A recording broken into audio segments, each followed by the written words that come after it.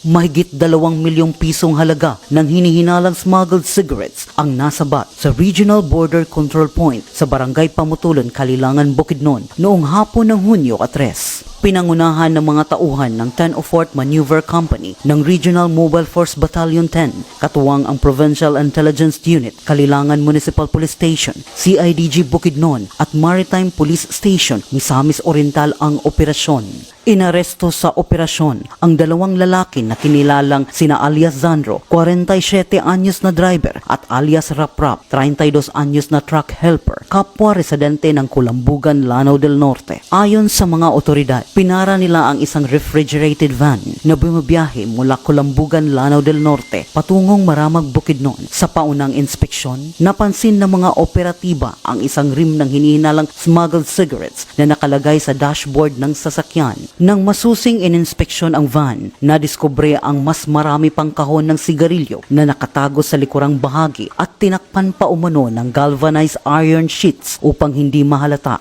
Wala ring maipakitang legal na dokumento ang mga sakay ng sasakyan kaugnay sa kargamento dahilan upang agad silang arestuhin. Kabilang sa mga nakumpiska ang 53 cases ng Pragon cigarettes, 6 na cases ng San Marino cigarettes, 1 case ng Commando cigarettes, 5 rims ng Pragon cigarettes at 9 na pakete ng sigarilyo. Dinala ang 2 suspect sa Kalilangan Municipal Police Station para sa dokumentasyon at kaukulang pagsasampa ng kaso habang inilipat naman sa Bureau of Customs sa Taguluan ang mga nakumpiskang sigarilyo at sasakyan para sa tamang disposisyon.